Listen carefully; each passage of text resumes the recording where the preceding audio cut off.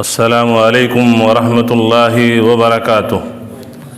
الحمد للہ نحمده ونستعینه ونستغفره ونعوذ باللہ من شرور انفسنا ومن سیئات اعمالنا من يهده اللہ فلا مضل له ومن يضلل فلا هادي له واشهد ان لا الہ الا اللہ وحدہ لا شریک له وأشهد أن محمدًا عبده ورسوله أما بعد فإن خير الحديث كتاب الله وخير الهدي هدي محمد صلى الله عليه وسلم وشر الأمور محدثاتها وكل محدثة بدعة وكل بدعة ضلالة وكل ضلالة في النار۔ أعوذ بالله السميع العليم من الشيطان الرجيم۔ يا أيها الذين آمنوا اتقوا الله حق تقاته ولا تموتن إلا وأنتم مسلمون۔ يا أيها الناس اتقوا ربكم الذي خلقكم من نفس واحدة وخلق منها زوجها وبث منهما رجالا كثيرا ونساء واتقوا الله الذي تساءلون به والأرحام إن الله كان عليكم رقيبا۔ يا أيها الذين آمنوا اتقوا الله وقولوا قولا سديدا يصلح لكم أعمالكم ويغفر لكم ذنوبكم ومن يطع الله ورسوله فقد فاز فوزا عظيما۔ وقال عز من قائل للرجال نصيب مما ترك الوالدان والأقربون وللنساء نصيب مما ترك الوالدان والأقربون مما قل منه أو كثر نصیبا مفروضا۔ معزز علماء کرام، محترم سامعین و حاضرین، عزیز بچوں، گھروں میں بیٹھی ہوئی پردہ نشین اسلامی ماؤں بہنوں، ہمارے لیے بڑی سعادت کی بات ہے کہ آپ کے اس موزہ دنیا میں آنے کا اتفاق ہوا۔ اس پر ہم ضلع جمعیت سدھارتھ نگر کے ناظم فضیلت الشیخ وصفی اللہ مدنی حفظہ اللہ، اسی طریقے سے جامعہ سراج العلوم کے استاد شیخ سعود سلفی حفظہ اللہ، پھر آپ باشندگان دنیا کا میں بےحد مشکور اور ممنون ہوں کہ آپ لوگوں نے یہ مجلس رچائی اور اس طریقے سے کچھ باتیں آپ کے گوشِ گزار کرنے کا مجھے موقع مل رہا ہے۔ اللہ تبارک تعالیٰ سے دعا ہے کہ اللہ تبارک تعالیٰ ہم سب کی اس حاضری کو قبول فرما لے، اور جس طریقے سے مولا ہم تیرے گھر میں ہم تیری کتاب اور تیرے نبی کی فرمودات کو سننے کے لیے اکٹھا ہیں، کل حشر میں اللہ تبارک تعالی ہم تمام لوگوں کو جنت الفردوس میں ایسے ہی اکٹھا فرما۔ محترم دینی بھائیوں، ہم جس معاشرے میں جس سماج میں رہ رہے ہیں، ہمارا یہ معاشرہ، ہمارا یہ سماج، یہ طرح طرح کی بیماریوں کا شکار ہے۔ یوں کہہ لیجئے کہ ہمارا معاشرہ اور ہمارا سماج یہ پورے طور سے زخمی ہو چکا ہے۔ اب یہ ہے جسم کے کسی ایک دو حصے پر اگر زخم ہو تو اس پہ مرہم پٹی کرنا آسان ہوتا ہے، لیکن پورا جسم اگر زخموں سے چور ہو تو کہاں مرہم کیا جائے اور کہاں نہ کیا جائے، کہاں سے شروع کیا جائے، کہاں سے ختم کیا جائے، یہ ڈاکٹر کے لیے بڑا مشکل کام ہوتا ہے۔ انہی زخموں میں سے ایک زخم ہمارے معاشرے اور سماج کا یہ ہے کہ حقوق العباد میں کوتاہی، اور حقوق العباد میں وہ کوتاہی جو انسان اپنے سب سے قریبی انسان کے ساتھ کرتا ہے۔ آپ دیکھیے کہ دنیا میں ہماری اور آپ کی، ہر امیر کی، غریب کی، مرد کی، عورت کی، چھوٹے کی، بڑے کی، خوبصورت کی، بدصورت کی، ہر ایک کی چاہت یہ ہے کہ ہمارے بچے خوشحال زندگی گزاریں. پوری انرجی، پوری صلاحیت اپنے بچوں کے لیے صرف کرتا ہے، اس لیے کہ ہمارے بچے یہ خوشحال زندگی گزاریں. بچے میں کیا بچی نہیں ہے؟ بچے کو انسان بھول جاتا ہے، صرف بچے ہی نظر آتے ہیں. تو عقل مند را اشارہ کافی است، عقل مندوں کے لیے اشارہ کافی ہے. آپ سمجھ رہے ہوں گے کہ کس ٹاپک پہ آج کی تقریر ہوگی. ابھی پچھلا خطبہ جمعہ میں نے جامعہ سراج العلوم جھنڈا نگر میں دیا، اور وہاں پر جو موضوع میں نے رکھا تھا وہ یہ ہے کہ نظام میراث اور ہمارا معاشرہ. آج بھی کچھ اخوان وہاں موجود تھے، اور ان لوگوں کی یہ خواہش تھی کہ یہاں پر بھی موضوع دنیا میں بھی، اس تربیتی اجتماع میں بھی جس موضوع پر کچھ باتیں آپ کے سامنے پیش کی جائیں وہ موضوع میراث ہی کا ہو. میراث یہ ایسی چیز ہے کہ جس طریقے سے ہمارے اور آپ کے اوپر امت محمدیہ کے ہر فرد پر وہ بالغ ہو جائے تو نماز فرض ہو جاتا ہے. جس سے نماز فرض ہے، ایسے ایک انسان جو مسلم ہے، مومن ہے، مرنے کے بعد اس کی پراپرٹی جو چھوڑ کر کے اس دنیا سے رخصت ہوتا ہے، وہ پراپرٹی اس کے مرنے کے بعد اس کے ورثہ میں منتقل ہوتی ہے. اور ورثہ میں بیوی بھی ہوتی ہے، ماں باپ بھی ہوتے ہیں، بیٹی بھی ہوتی ہے، بیٹا بھی ہوتا ہے، اور دوسرے رشتہ دار ہوتے ہیں. ان سب کا اس کی پراپرٹی میں حصہ ہوتا ہے، جس کو ترکہ کہا جاتا ہے. تو جس طریقے سے نماز ایک مومن پر فرض ہے، ایسے انسان کے مرنے کے بعد اس کی پراپرٹی کو تقسیم کیا جائے ترکے کی شکل میں، یہ بھی فرض ہے، یہ بھی فرض ہے. اللہ تبارک تعالیٰ نے سورہ نساء کی آیت میں فرمایا یوصیکم اللہ فی اولادکم للذکر مثل حظ الانثیین. تمہارا رب تمہارے بچوں کے بارے میں حکم دیتا ہے. کیا حکم دیتا ہے؟ کس چیز کی وصیت اللہ تعالیٰ کر رہا ہے؟ کس چیز کا حکم فرما رہا ہے؟ للذکر مثل حظ الانثیین. بچے کو 2 بچیوں کے برابر ملے گا، ڈبل ملے گا. اللہ تعالیٰ یہاں نظام میراث کو نافذ کر رہا ہے، اس کا حکم دے رہا ہے. اور اسی لیے سورہ نساء جو ایک مستقل صورت ہے، اس صورت کے اندر عورتوں کے بہت سارے مسائل کو بیان کیا گیا، اللہ تعالیٰ. اس میں سے ایک مسئلہ میراث بھی ہے.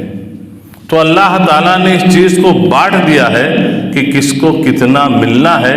تو پہلی چیز یہ سمجھ لیں کہ میراث، یہ ترکہ، یہ جائیداد، یہ پراپرٹی آپ کے مرنے کے بعد آپ کے ورثہ میں تقسیم ہو، اور یہ تقسیم کرنا یہ انسان کے اوپر فرض ہے. یہ بچیاں جو آپ کی بچیاں ہیں، لیکن ان کے ساتھ بڑا ہی ناروا سلوک ہوتا ہے. اور جب شادی بیاہ کی نوبت آتی ہے تو انسان بہت سارے جہیز کے سامان یا یہ کیش یا دوسری چیزیں دے کر کے اور سسرال والوں کو بچی کے اوپر مہربان بنانا چاہتا ہے، اور یہ کر لیتا ہے تو سمجھتا ہے کہ بس ہو گیا، اب ہماری پراپرٹی اور جائیداد میں میرے مرنے کے بعد جو کچھ میں چھوڑ کے جا رہا ہوں سب بابو کا ہے، بہنی کا نہیں ہے.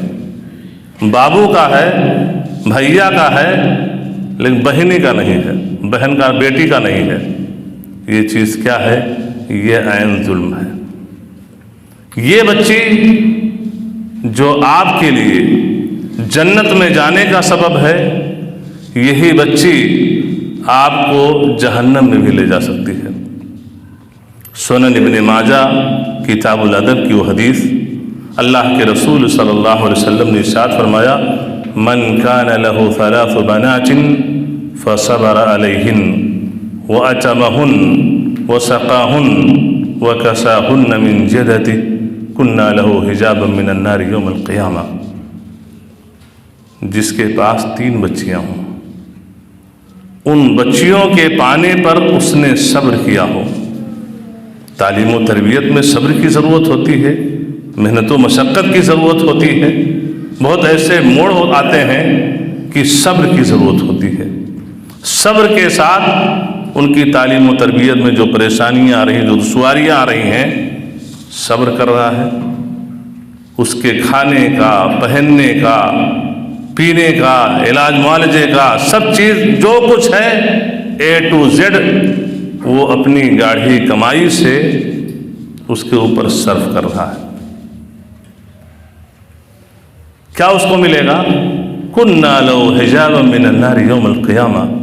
یہ بچیاں کل بروز قیامت جہنم کے آگ سے بچاؤ کا سبب بنیں گی. آپ نے ان کی اچھی تربیت کی، اسلامی ماحول میں رکھا، اسلامی آداب و احکام، اسلامی طور طریقے سے ان کی پرورش کی. بڑی ہو گئی، بلوغت کی عمر کو پہنچ گئی، آپ نے اس کے لیے اچھا نیک اور صالح داماد کھوج کر کے آپ نے اس کی شادی بیاہ کر دی، اپنے گھر رخصت ہو گئی. تو یہ آپ کی 20-22 سالہ محنت جو آپ نے کی، یہ رائگاں نہیں ہوگی. بابو جی کی جو محنت کرتے ہیں، بھیا کے اوپر جو پیسہ خرچ کرتے ہیں، ہائی ایجوکیشن دلاتے ہیں، امید رہتی ہے کہ کل یہ جائے گا تو ریال اور ڈالر لے کر کے آئے گا. تو امید رہتی ہے نا، کل یہ دے گا. آج ہم خرچ کر رہے ہیں، کل دے گا، اور اگر یہ نہیں دے گا، دینے لینے سے پہلے سسرال سے ہم کھینچ لیں گے کہ جب سے یہ پیدا ہوا ہے اور ابھی اس کی شادی ہو رہی ہے، جتنا پورا خرچ ہوا ہے تو بینک تو فیل ہے، بینک سے زیادہ حساب کر کے سود در سود وہ بچی والوں سے وصول لیا جاتا ہے. تو بچوں کی تعلیم و تربیت میں جو کچھ پریشانیاں، دشواریاں آ رہی ہیں، اس پر آدمی امید لگائے بیٹھا ہوا ہے کہ اس سے ملنے والا ہے. لیکن بچی سے کیا ملنے والا ہے؟ بچی سے جو ملنے والی چیز ہے وہ بڑی ہی گراں قدر ہے، بڑی ہی گراں قدر اور قیمتی چیز ہے کہ یہ بچی دنیا میں تو اس کی تربیت پر آپ کو مادی طور سے کچھ فائدہ نہیں مل رہا ہے، بلکہ جا رہا ہے.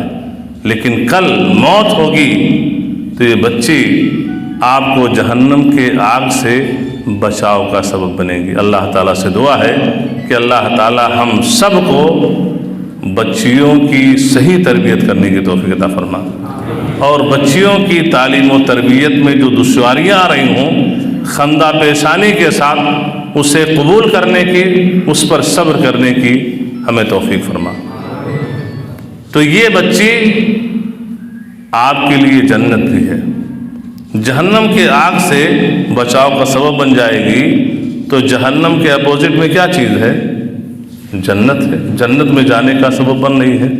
لیکن یاد رکھیں میرے عزیزو کہ اگر یہی بچی جو ایک طرف تو جنت میں جانے کا سبب بن رہی ہے، لیکن اگر اس کے حقوق سے، مالی حقوق سے اس کو محروم کیا گیا، تو یہی بچی آپ کو جہنم میں لے جانے کا سبب بن سکتی ہے. آپ دیکھیے کہ شریعت مطہرہ نے، جس شریعت کے ہم پابند ہیں، اس نے جو نظام میراث نافذ کیا ہے اور اس کا ہمیں زمین و آسمان کے رب نے حکم دیا ہے، اس کی بہت ساری حکمتیں ہیں.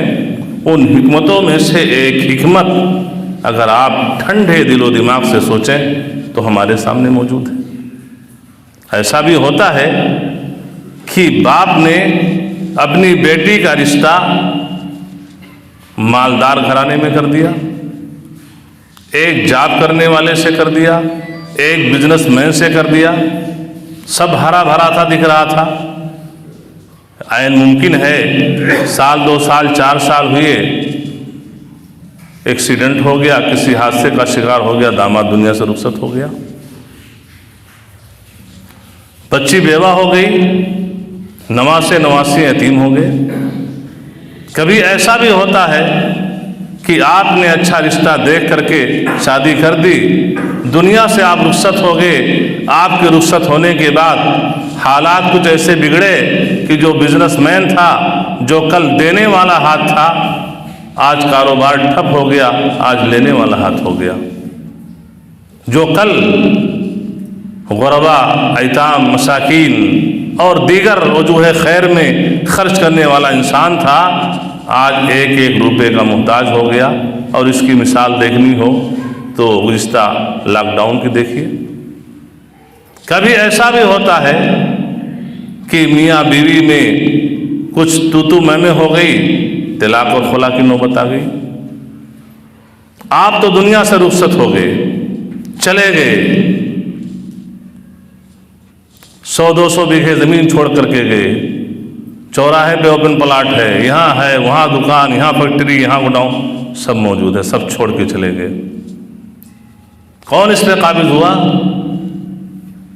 بابو جی قابض ہو گئے، سب ان کے ہاتھ میں آ گیا۔ ادھر وہ آپ کی بچی، وہ 1 روپے کی محتاج ہے، بیوہ ہو چکی ہے، کاروبار ٹھپ ہو چکا ہے، کبھی طلاق اور خلا ہو گیا ہے، در در کی ٹھوکریں کھا رہی ہے۔ یہ شریعت نے جو نظام میراث کو نافذ کیا ہے، آپ کے مرنے کے بعد آپ کی پراپرٹی میں اس کا حصہ جو شریعت نے متعین کیا ہے، اس آپ کی بیٹی کو مل جاتا تو ظاہر سی بات ہے وہ بیوہ ہو چکی ہے، وہ دوسروں کے سامنے ہاتھ پھیلانے پہ مجبور نہیں ہوتی، وہ کیپٹل موجود ہے، اس سے اس کا گزر بسر ہو جاتا، اس کے بچوں کی تربیت ہو جاتی۔ کاروبار ٹھپ ہو چکا ہے، گھر میں کھانے کا مشکل ہو رہا ہے، ضروریات زندگی پوری نہیں ہو رہی ہیں، پہننے کے لیے کپڑے نہیں ہیں، علاج و معالجے کے لیے پیسے نہیں ہیں، بچوں کی تعلیم کے لیے پیسے نہیں ہیں۔ اگر یہ کیپٹل، یہ آپ کی پراپرٹی میراث کی شکل میں اس بیٹی کو مل جاتی، وہ ضرورت اس کی پوری ہو جاتی۔ طلاق یا خلا کی نوبت آ گئی، کہاں جائے؟ یہ مال اس کے پاس موجود ہوتا، ہو سکتا ہے کوئی بندہ اس سے اسی جائیداد کو سامنے رکھتے ہوئے رشتہ دے دیتا اور اس کو اپنے زوجیت میں لے لیتا۔ تو یہ ساری حکمتیں یہ میراث میں نظر آتی ہیں۔ آپ تو دنیا سے رخصت ہو گئے، لیکن آپ کے رخصت ہونے کے بعد وہ بچی کیسے رہ رہی ہے، کیسے اس کا گزر بسر ہو رہا ہے، یہ اللہ تبارک تعالیٰ رحم کرے۔ ایسے ایسے حالات اور ایسے واقعات سننے میں آتے ہیں کہ میرے دوستوں، میرے دینی بھائیوں، پیشانی پہ پسینہ آ جاتا ہے کہ ایسے بھی سنگ دل لوگ موجود ہیں، شقی القلب لوگ موجود ہیں کہ انسان انسانیت کی بنیاد پر بیواؤں کو، یتیموں کو اپنے خاص مال سے ان کی مدد کر دیتا ہے، اور ایک بھائی ہے جو باپ کے مرنے کے بعد اس کی پراپرٹی پر پورے طور سے قابض ہو چکا ہے۔ یہ ہے کہ جیب سے دینا کیا، اس کو اس کا حق نہیں دے رہا ہے، یہ لگژری زندگی گزار رہا ہے، اور وہ بہن صدقہ و زکوٰۃ کھانے پہ مجبور ہو رہی ہے۔ آپ ہی سوچئے انداز تغافل اپنا، ہم اگر عرض کریں گے تو شکایت ہوگی۔ اب یہاں پر یہ بیماری آئی کیسے؟ جب ہم اپنے معاشرے اور سماج پر نظر ڈالتے ہیں تو کہتے ہیں وَمَا أَصَابَكُم مِّن مُّصِيبَةٍ فَبِمَا كَسَبَتْ أَيْدِيكُمْ، جو مصیبتیں ہیں، جن مصیبتوں میں تم جوجھ رہے ہو، یہ مصیبتیں یہ تمہارے کرتوت ہیں، یہ مگنی، یہ جہیز، یہ بارات، اس کا کوئی کنسپٹ، کوئی تصور دین اسلام کے اندر نہیں ہے۔ یہ غیروں کی کلچر، غیروں کے رسم و رواج ہے۔ جب اس کو آپ نے اپنا لیا، اور جو آپ کا کلچر ہے، جو آپ کا دین ہے، جس کا تعلق آپ کے دین سے ہے، آپ کے ایمان سے ہے، اس کو آپ نے سائیڈ میں کر دیا، تو یہ ایک طریقے سے دیکھا جائے تو یہ عذاب الہی ہے۔ جس چیز کا حکم رب ذوالجلال نے دیا ہے، اس کو سائیڈ میں کر دیا گیا۔ اور جو غیروں کی تہذیب ہے اس کو اپنا لیا تو معاملہ یہاں تک آ پہنچا کہ آدمی جہیز دے دیتا ہے لیکن میراث نہیں۔ میں کہنا چاہوں گا میں میرے رسول سے کہ میرے دینی بھائیوں، جب آپ اپنی بیٹی کا رشتہ لے کر کسی کے گھر جائیں تو آپ اپنی چودھراہٹ اور خاں صاحبی کا مظاہرہ وہاں نہ کریں۔ میں آپ کو 10 لاکھ کیش دوں گا، 4 ویلر دوں گا، 2 ویلر دوں گا، اتنے سامان دوں گا، یہ مت کہنے جاؤ۔ اس کی جگہ پر آپ کی جو جائیداد ہے، جو پراپرٹی ہے، اس کا کیلکولیٹ کر لو۔ ہماری جو جائیداد ہے، ہماری پراپرٹی ہے 50 لاکھ کی ہے۔ اتنے بیٹے اتنے بیٹیاں ہیں، جس بیٹی کا رشتہ لے کر کے آیا ہوں، پریزنٹ ٹائم میں ہماری اس بیٹی کا ہماری جائیداد میں 10 لاکھ ہوتا ہے، 10 لاکھ ہوتا ہے۔ یہ 10 لاکھ ہم دینے کے لیے تیار ہیں۔ نہ ہم 4 ویلر دیں گے، نہ 2 ویلر دیں گے، نہ فریج دیں گے، نہ کولر دیں گے، نہ اے سی دیں گے، نہ فرنیچر دیں گے۔ کیا دیں گے؟ بولو تو صحیح، کیا دیں گے؟ میراث 10 لاکھ ہو رہا ہے، لیکن یہ ابھی تو نہیں ملے گا نا، میرے مرنے کے بعد۔ اس لیے کہ میراث یہ ترکہ جو ہوتا ہے، یہ انسان کے مرنے کے بعد اس کی پراپرٹی اس کے بیوی بچوں میں تقسیم ہوتی ہے، میرے مرنے کے بعد۔ اب یہ مرنے کے بعد کیسے کیا ہوگا؟ بچے اتنے لائق دار ہیں، اور جو معاشرہ ہمارا پورے طور سے کرپٹ ہے، پورے طور سے کرپٹ ہے۔ ارے میرے باپ نے، آپ کے باپ نے آپ کی پھوپھی کو نہیں دیا، آپ کے دادا نے اپنی بہن کو نہیں دیا، پر دادا نے اپنی بہن کو نہیں دیا، تو خاندانی طور سے یہ نسلاً بعد نسلاً یہ سلسلہ حرام خوری کا چلا آ رہا ہے۔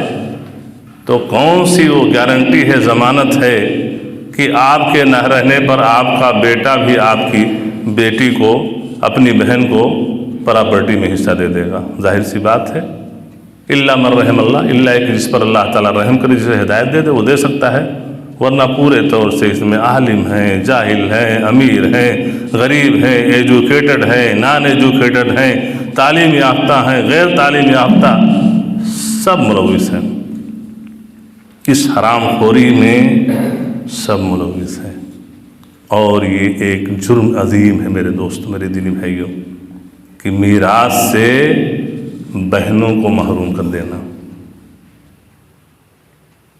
اگر یہ وتیرہ ہے تو دنیا کے اندر اس کا جو برا نتیجہ ہے وہ ایک تو چیز یہ ہے کہ حرام خور کی دعائیں قبول نہیں ہوتی ہیں۔ صحیح مسلم کتاب الزکاة باب قبول الصدقہ من الکسب الطیب، اس باب میں جو حدیث موجود ہے جس کے روایت کرنے والے معروف صحابی رسول ابو ہریرہ رضی اللہ تعالیٰ عنہ ہیں، لمبی حدیث جس میں اللہ کے رسول صلی اللہ علیہ وسلم نے اخیر میں ذکر کیا کہ رجل یطیل السفر اشعث اغبر یمد یدیہ الی السماء یقول یا رب یا رب، ومطعمہ حرام ومشربہ حرام وملبسہ حرام وغذی بالحرام فأنى استجاب لذلك۔ ایک انسان لمبی سفر طے کرتا ہے، لمبی سفر کرنے کی وجہ سے سر کے بال بکھرے ہوئے ہیں، جسم پہ گرد و غبار ہیں، اللہ تعالیٰ کے سامنے اپنے ہاتھ کو اٹھاتا ہے۔ یہ 14 صدی پہلے جو وسائل سفر ہوا کرتے تھے، آج کی طرح سے چارٹرڈ فلائٹیں نہیں ہوتی تھیں، لگژری گاڑیاں نہیں ہوتی تھیں کہ انسان ہزاروں کلومیٹر کا سفر کر لے اس کے کپڑے پہ شکن نہیں آئے گا۔ اس وقت یہ کشتی، اونٹ، کھچر، گدھے، گھوڑے، ان کی سواریاں ہوتی تھیں۔ تو اللہ کے رسول ذکر کر رہے ہیں کہ لمبی سفر طے کر رہا ہے انسان، سر کے بال بکھرے ہوئے ہیں، جسم پہ گرد و غبار ہیں، اللہ کے سامنے ہاتھ اٹھائے ہوئے ہیں، اپنی حاجات کو، اپنی ضروریات کو اللہ کے سامنے رکھ رہا ہے، اے میرے رب، اے میرے رب۔ لیکن معاملہ کیا ہے؟ مطعمہ حرام، معدے کے اندر جو کھانا ہے یہ حرام کا ہے۔ مشربو حرام، حلق تر کرنے کے لیے، پیاس بجھانے کے لیے جو پانی پیا ہے، جو کولڈ ڈرنک پیا ہے، جو جوس پیا ہے، جو بھی چیز حرام۔ وَمَلْبَسُهُ حرام، برانڈیڈ جو کپڑے پہنے ہوئے ہے، اکڑتے ہوئے چل رہا ہے، ہمارے جیسا کون پہننے والا ہے، یہ کپڑے بھی حرام کے ہیں۔ غُذِّيَ بِالْحَرام، حرام ہی طریقے سے اس کی پرورش ہوئی ہے۔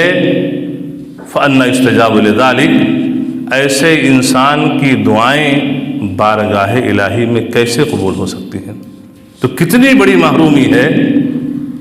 ہم سب جو بھی دنیا کے اندر ہیں اللہ کے محتاج بندے ہیں، امیر ہو غریب ہو، ہر انسان کی زندگی میں ہمیشہ سر سبزی نہیں رہتی ہے، شادابی نہیں رہتی ہے، کبھی غمی ہے، کبھی خوشی ہے، کبھی مال ہے، کبھی مال نہیں ہے، تجارت کبھی عروج پہ ہے، کبھی خسارہ ہو رہا ہے، کبھی دیوالیہ ہو رہا ہے، کبھی کچھ ہو رہا ہے، تو انسان اپنے ہاتھوں کو کہاں اٹھاتا ہے؟ اللہ کے سامنے اٹھاتا ہے نا، کہ اللہ تعالیٰ یہ مصیبت آئی ہوئی ہے، ہم تجھ سے لو لگائے ہوئے مصیبت دور فرما دے۔ تو اگر یہ حرام خوری کا مسئلہ چل رہا ہے تو تمہاری دعائیں بھی نہیں قبول ہو رہی ہیں۔ جب اللہ تعالیٰ ہماری دعائیں قبول نہیں کرے گا تو ہمارا اور آپ کا حشر کیا ہوگا؟ آج اس کا حشر ہم سب دیکھ رہے ہیں، کیا انجام ہے، دنیا میں ہمارے ساتھ کیا ہو رہا ہے، ہمارے وجود کو ختم کرنے کی کوشش کی جا رہی ہے۔ دعائیں ہو رہی ہیں نا، لوگ دعائیں کر رہے ہیں نا، دعاؤں کا اثر کیوں نہیں ہے؟ کون سی دعا ہے وہ جو اثر نہیں رکھتی؟ ہاں مگر یہ لازم ہے ماگی قرینے سے۔ حرام خور ہو، حرام خوری عام ہے، دعا کہاں سے قبول ہوگی؟ تو بہنوں کو ان کے حق سے محروم کر دینا، جائیداد کو ہڑپ کر کے بیٹھ جانا، لگژری زندگی گزارنا، یہ عین حرام خوری ہے۔ اور حرام خور کی دعا قبول نہیں ہوتی، سب سے بڑا نقصان دنیا میں ہے۔ دوسرا نقصان کہ بہن وہ مظلوم ہے، مظلوم کی بد دعاؤں سے بچو۔ آپ لگژری زندگی گزار رہے ہو اور ہماری ان باتوں کو ہماری بہنیں بھی گھروں میں سن رہی ہوں گی، کچھ تو سن ہی رہی ہوں گی ضرور، اس لیے کہ خواتین کے ہاں عمل کا جذبہ مردوں سے زیادہ ہوتا ہے، سننا چاہتی ہیں تو کچھ بہنیں ضرور گھروں میں سن رہی ہوں گی۔ تو وہ بہنیں جو بھابھی کی شکل میں موجود ہیں، میں ان تک یہ بات پہنچانا چاہوں گا کہ چمنا چمن زندگی گزار رہی ہو تو زیادہ مگن مت ہو۔ ہماری ان باتوں کو سننے کے بعد میں اگر تمہارے سسر دنیا سے جا چکے ہیں اور تمہاری نند موجود ہیں جن کو تمہارے شوہر نے تمہارے سسر کی پراپرٹی میں مرنے کے بعد حصہ نہیں دیا ہے، تو ان کا جینا دوبھر کر دو۔ کیا مطلب؟ کہ صبح ہو رہی ہے تو اپنی بہنوں کو بلا لو اور جو اس پراپرٹی میں جو حصہ ہے ان کو دے دو، بابا ہماری دعائیں نہیں قبول ہوں گی، ہمارا حشر کیا ہوگا؟ تو اس لیے ان کو دے دو، لگژری زندگی چھوڑ دو گزارنا، دے دو ان کا جو حصہ ہے۔ زندگی تھوڑی تنگ ہو جائے گی، تمہاری دنیاوی عیش و عشرت ختم ہو جائے، اس میں تھوڑا مادہ پڑ جائے، وہ گوارا کر لو، لیکن مرنے کے بعد تمہاری قبر تنگ ہو جائے گی، اور قبر تنگ ہونے کے ساتھ میدان محشر میں جب تم پیش ہوگے بھائی کی شکل میں، بھابھی کی شکل میں پیش ہوگے، تو بھی لوگوں نے تو ہڑپا ہے۔ تو یہ ہے کہ وہاں میدان محشر میں اگر وہاں تمہارے لیے وہ گھڑی تنگ ہو گئی تو دہکتی ہوئی جہنم اور جہنم کے داروغے تم کو کھینچنے کے لیے وہاں موجود ہیں، بڑا مہنگا ہوگا۔ تو ہماری یہ بہنیں جو بھابھی کی شکل میں موجود ہیں وہ ذرا اس پہ توجہ دیں، اور سلف کی جو خواتین تھیں ان کا جو کردار تھا عقل حلال کے سلسلے میں، حلال مال کھانے کے سلسلے میں، کہ جب ان کے شوہر گھر کے سرپرست گھر سے باہر رزق کی تلاش میں نکلتے تھے تو یہ خواتین خانہ یہ گھر کی چوکھٹ پہ آ کر کے اپنے ان شوہروں کو، ذمہ داروں کو رخصت کرتی تھیں، یہ کہتے ہوئے اتق اللہ فینا نصبر علی الجوع ولا نصبر علی النار، اللہ سے ڈرنا۔ دیکھو ہمیں بھوکے رہ کر کے زندگی گزار لینا یہ ہمیں گوارا ہے، لیکن جہنم کی آگ میں جلنا ہمیں گوارا نہیں ہے۔ کیا مطلب ہوتا تھا کہ لوٹ کر کے آنا تو حلال رزق لے کر کے آنا، حرام رزق لے کر کے مت آنا۔ خالی آ جاؤ گے، بھوکے ہم سو لیں گے گوارا ہے، لیکن حرام رزق لے کر کے آؤ گے، اس کو اگر ہم کھا لیں گے تو جہنم کی آگ میں جلنا ہوگا۔ جہنم کی آگ میں جلنا ہمیں گوارا نہیں ہے، ہمارا جسم جہنم کی آگ کو برداشت کرنے کے قابل نہیں ہے۔ تو ہماری بہنیں جو لگژری زندگی گزار رہی ہیں، مہنگے مہنگے سوٹ پہن نہیں ہیں، قیمتی زیورات پہن نہیں ہیں، ایئر کنڈیشن روم میں رہ رہی ہیں، اچھی اور ایئر کنڈیشن گاڑیوں پہ چل رہی ہیں، یہ لگژری زندگی اگر اس نن کے حساب پہ ہے، اس کی پراپرٹی ہڑپ کر کے ہے، تو اس کو چھوڑ دو، بہنوں کو حصہ دے ڈالو، ورنہ اتقی دعوت المظلوم فإنه ليس بينه وبين الله حجاب۔ مظلوم کی بد دعا سے بچو، اس لیے کہ مظلوم کی بد دعا اور اللہ کے درمیان کوئی پردہ حائل نہیں ہوتا ہے۔ آپ لگژری زندگی گزار رہے ہو اور آپ کی بہن کے گھر میں کھانے کا وعدہ ہو رہا ہے، کھانے کے لیے نہیں ہے، علاج کے لیے پیسے نہیں ہیں، بچوں کی تعلیم کے لیے پیسے نہیں ہیں، تو آپ کی یہ لگژری زندگی دیکھ کر کے آپ کو دعائیں دے گی؟ ہو سکتا ہے کہ دل برداشتہ ہو جائے اور اپنے ہاتھوں کو اللہ تعالیٰ کے سامنے اٹھا دے کہ مولا میرا باپ اتنی ساری پراپرٹی چھوڑ کر کے گیا ہے، لیکن یہ ظالم بھائی ہے، یہ شقی القلب، اس کا دل پتھر سے زیادہ سخت ہو چکا ہے، پروردگار عالم ہمیں 1 روپیہ دینے کے لیے تیار نہیں، اللہ تعالیٰ تو فیصلہ کر دے۔ کیا ہوگا؟ مظلوم کی بد دعا قبول ہوتی ہے۔ اللہ تعالیٰ نے حدیث قدسی میں فرمایا لَأَنصُرَنَّكَ وَلَوْ بَعْدَ حِينٍ، ہم تیری مدد ضرور کریں گے، کچھ ساعتوں کے بعد، کچھ لمحے کے بعد، کچھ مہینوں کے بعد، کچھ سالوں کے بعد ہی صحیح، لیکن ہم تیری مدد ضرور کریں گے۔ شیخ ختم کریں 10 منٹ۔ تو یہ ہے کہ اللہ تعالیٰ نے مظلوموں کی مدد کا وعدہ کیا ہے، تو آپ کی بہن کہیں ایسا نہ ہو کہ اپنے مظلوم ہاتھوں کو اللہ کے سامنے اٹھا دے، تو وہ رب جس نے مظلوم کی مدد کا وعدہ کیا ہے اذا اراد شیئا ان یقول له کن فیکون، تمہارا رب دینا بھی جانتا ہے، لینا بھی جانتا ہے، نہ دیتے دیر نہ لیتے دیر، جب اللہ کو کچھ کرنا ہوتا اللہ کہتا ہو جا، وہ چیز ہو جائے گی۔ تو یہ 2 نقصانات بہن کو اس کی میراث سے محروم رکھنے کے دنیا کے اندر نقصان ہے۔ تیسرا نقصان جو آپ کے لیے بھی ہے بھائی کے حیثیت سے، جتنے لوگ انوالو ہیں قریب سب آ جائیں گے، اور اس میں باپ بھی آ جائے گا۔ اللہ تبارک تعالیٰ نے سورہ نساء ہی کی آیت نمبر 14 کے اندر جب یہ ترکے کا ذکر کرنے کے بعد اللہ تعالیٰ نے فرمایا وَمَن يَعْصِ اللَّهَ وَرَسُولَهُ وَيَتَعَدَّ حُدُودَهُ يُدْخِلْهُ نَارًا خَالِدًا فِيهَا وَلَهُ عَذَابٌ مُّهِينٌ۔ اس آیت میں اللہ تعالیٰ نے 2 ٹوک لفظوں میں یہ میراث کے نظام کو نافذ نہ کرنے کا اور میراث اور ترکہ جو ہے اس کو ہڑپ لینے کا انجام کیا ہے، اللہ تعالیٰ اس کا ذکر کر رہا ہے کہ جو اللہ کے رسول کی نافرمانی کرے، وَيَتَعَدَّ حُدُودَهُ، اللہ تعالیٰ نے جو حدود متعین کیے ہیں اس کو کراس کر جائے۔ اللہ تعالیٰ نے بیان کیا ہے کہ ان کو اتنا دو، بیٹے کو اتنا، بیٹی کو اتنا، بیوی کو اتنا، باپ کو اتنا، بیٹے کو، ماں کو اتنا، یہ حصہ سب اللہ تعالیٰ نے متعین کیا، اس کو اتنا اتنا دے دو، اور تم آئے کیا نہیں دوں گا، پوری دنیا کی طرف ہو جائے نہیں دوں گا، مت دو۔ نہیں دو گے تو انجام کیا ہوگا، یدخلہ نارا خالدا فیہا، اللہ تعالیٰ اسے جہنم کی آگ میں اللہ تبارک تعالیٰ ڈال دے گا، اور اس کے لیے رسوا کن عذاب ہے۔ تو دنیا میں دعا نہیں قبول ہو رہی ہے، مظلوم کی بد دعا لگ سکتی ہے، اور آخرت میں اس کا نقصان کیا ہے کہ جہنم کی آگ سے، جہنم کے عذاب سے دوچار ہونا پڑے گا۔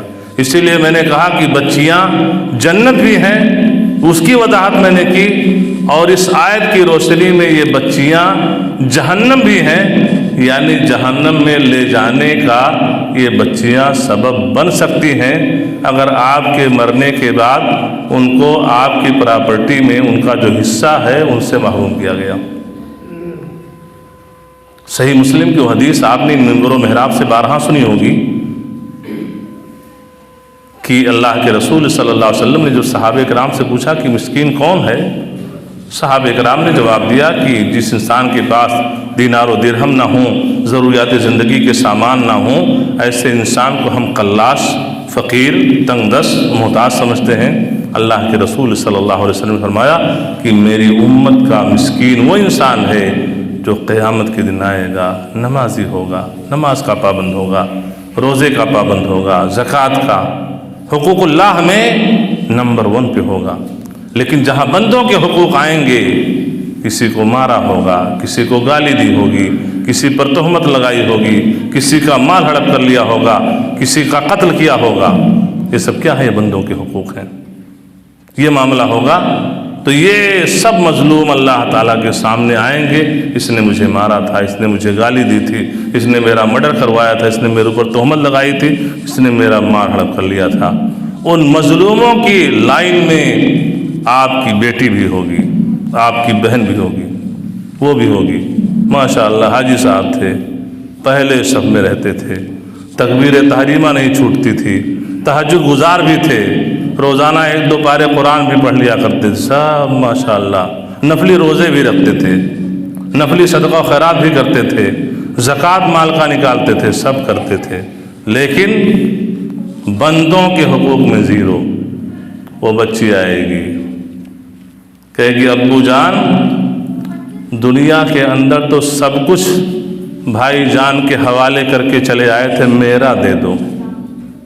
وہ روڈ پہ جو 50,000 روپے اسکوائر فٹ بکنے والی زمین تھی وہ بھی دے دیے تھے، وہ 20 لاکھ کی جو دکان چوراہے تھی وہ بھی دے دیے تھے، وہ اور پراپرٹی تھی وہ بھی دے دیے تھے، سب دے کر کے چلے آئے تھے ابو جان، اب ہمارا جو ہے دے دو۔ کیا کرو گے؟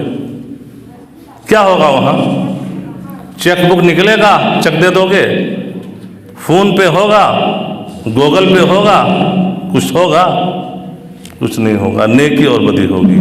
تو یہ نماز، یہ روزہ، یہ زکوٰۃ، یہ حج، یہ سب نیکیاں ان مظلوموں میں ٹرانسفر ہو جائیں گی، اور انہیں مظلوموں میں آپ کی بیٹی بھی ہوگی، آپ کی بہن بھی ہوگی، نیکیاں سب ختم ہو جائیں گی۔ آخر میں حکم ہوگا کہ گھسیٹتے ہوئے جہنم میں ڈال دیا جائے۔ اللہ تعالی ہم تمام لوگوں کو جہنم کے عذاب سے بچائے۔ اب یہاں آخر میں عرض کرنا چاہوں گا کہ ایک باپ یہ کہہ سکتا ہے کہ بھائی میرا اس میں کیا قصور ہے؟ بھائی آپ تو بھی بیان کر چکے ہو کہ پراپرٹی، جائیداد یہ باپ کے مرنے کے بعد ان کے ورثہ میں تقسیم ہوگی، تو میرے مرنے کے بعد میرے بیٹے نے نہیں دیا، اس میں میری غلطی کیا ہے؟ اس کا ذمہ دار تو بیٹا ہے۔ یہ سوال آ سکتا ہے نا؟ آپ کر سکتے ہیں نہیں کر سکتے ہیں؟ کر سکتے ہیں نا؟ اس سوال کا جواب بھی ہے۔ جواب یہ ہے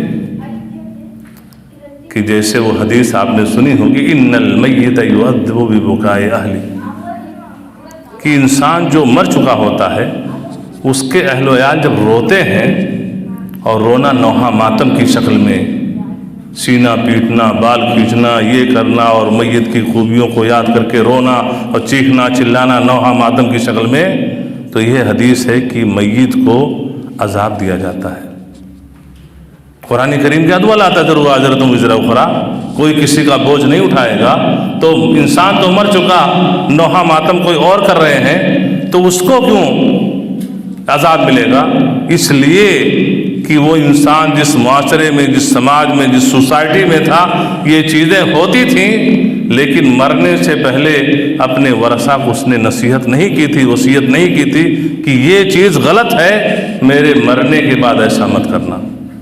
چونکہ یہ چیز اس نے منع نہیں کیا تھا، اس لیے اس کو عذاب ہوگا۔ تو یہاں پر بھی مسئلہ وہی ہے کہ آپ کے والد محترم نے آپ کی پھوپھی کو میراث سے محروم کیا تھا، آپ کے دادا نے آپ کے ابو کی پھوپھی کو نہیں دیا تھا، پر دادا نے نہیں دیا تھا، اس کے بعد اور جو نہیں خاندانی طور سے آپ دیکھیے کہ کوئی اپنی بہنوں کو نہیں دیا ہے، تو آپ یہ چیز دیکھ رہے تھے کہ آپ خود اپنی بہن کا حصہ ہڑپ کر کے بیٹھے ہوئے ہو، تو کون سی امید لگا کے بیٹھے ہو کہ آپ کے مرنے کے بعد آپ کے صاحبزادے آپ کی بیٹیوں کو آپ کی پراپرٹی میں حصہ دے دیں گے؟ سمجھ بات آ رہی ہے نا؟ اور آج ہر گھر کی کہانی ہے. بس 5 منٹ میں ایک واقعہ بیان کر کے میں اپنی بات ختم کروں گا، اس لیے کہ اور بھی خطیب ہیں، ان کا بھی حق ہے، اس لیے زیادتی ہو جائے گی. ظلم پہ تقریر کر رہا ہوں، ظلم ان مہمانوں کے اوپر ہو جائے گا. ایک واقعہ میرے سامنے پیش آیا. بمبئی جیسے شہر میں ایک بیوہ خاتون فون کرتی ہے کہ دارالخیر فاؤنڈیشن. جی ہاں جناب، کیا معاملہ ہے؟ میں بیوہ خاتون ہوں، میرے گھر میں شام کو کھانے کے لیے کچھ نہیں ہے، راشن بھروا دیجیے. اس کا جب بیک گراؤنڈ میں معلوم کرنا چاہا، آپ کے والدین ہیں، آپ کے بھائی بہن ہیں، دیگر لوگ ہیں.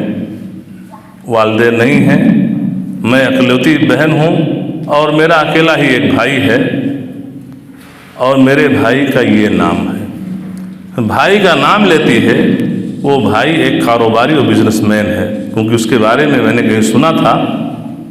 تو میں نے تاکید کرنا چاہا، میں نے کہا وہ فلاں، تو بولی کہ جی ہاں. دوسرے دن کچھ لوگ ہماری آفس میں آئے اور ان لوگوں سے میں پوچھنا چاہا اس انسان کے بارے میں. تو 2-3 لوگوں سے الگ الگ پوچھا. کسی نے کہا کہ اگر بھائی باپ کی پراپرٹی میں اس بہن کو حصہ امانت داری کے ساتھ، سچائی کے ساتھ دے دے، تو کوئی کہا 80 لاکھ مل سکتا ہے، کوئی 1 لاکھ مل سکتا ہے، 1 کروڑ مل سکتا ہے، کوئی یہ ہے کہ 1 کروڑ 20 لاکھ. یعنی اتنی پراپرٹی اس بہن کو مل سکتی ہے اگر یہ حصہ دے دے. لیکن وہی بہن یہ زکوٰۃ اور صدقہ کھانے کے لیے ہاتھ پھیلا رہی ہے ہمارے اور آپ کے سامنے. تو یہ چیز کیا ہے؟ یہی چیز ہے کہ آپ کو جہنم میں لے جانے والی ہے. کل وہ بچی آئے گی، آپ جان رہے تھے کہ کوئی نہیں دیتا ہے، آپ کے مرنے کے بعد آپ کا بیٹا بھی نہیں دے گا، تو مرنے سے پہلے آپ نے کوئی قانونی چارہ جوئی کیوں نہیں کی تھی؟ ہم کو کچھ لوگوں نے بتایا مولانا رجسٹرڈ وصیت اگر کر دے تو رجسٹرڈ وصیت کرنا یہ شبہ ہے رجسٹری ہوتا ہے، کہ گویا کہ وہ رجسٹری ہو چکی ہے. کچھ ہی اجراءات ہوتے ہیں، لیکن وہ بھائی اگر اس کی جائیداد کو ہڑپ کرنا چاہے تو ہڑپ نہیں کر سکتا ہے. آپ کو یہ چیزیں ہیں، تو آپ کوئی بھی ایسی قانونی چارہ جوئی کہ جس کی بنیاد پر آپ کا بیٹا آپ کی بیٹی کو میراث سے محروم نہ کر سکے، ان حالات میں جس میں ہم جی رہے ہیں، یہ کر کے آپ کو جانا چاہیے. اور مجھے امید ہے کہ یہاں سے آپ اٹھیں گے تو صرف سر نہیں ہلائیں گے، جائیں گے. اگر آپ کے والد محترم کا انتقال ہو چکا ہے، آپ کی بہنیں موجود ہیں، تو انہیں حصہ بلا کر کے دے دو. اور اگر آپ باحیات ہیں، بال پک چکے ہیں، چلنے کی صلاحیت ختم ہو چکی ہے، کسی طریقے سے ٹیک ٹاک کر کے مسجد میں پہنچ چکے ہیں، یا ہمارے کتنے ایسے ایجڈ لوگ ہوں گے جو گھروں میں ہوں گے نہیں آ سکتے ہیں، ان سے گزارش ہے کہ جو سنے ہو اس پر عمل کر کے جاؤ، ورنہ کوئی قبر میں جانے والا نہیں ہے، اور قیامت کے دن انجام بہت ہی برا ہونے والا ہے. تو اس لیے اس امید کے ساتھ میں اپنی باتیں ختم کر رہا ہوں، اس دعا کے ساتھ کہ اللہ تبارک تعالی ہمارا معاشرہ، ہمارا سماج جو اس برائی میں لپٹا ہوا ہے، اور ہر انسان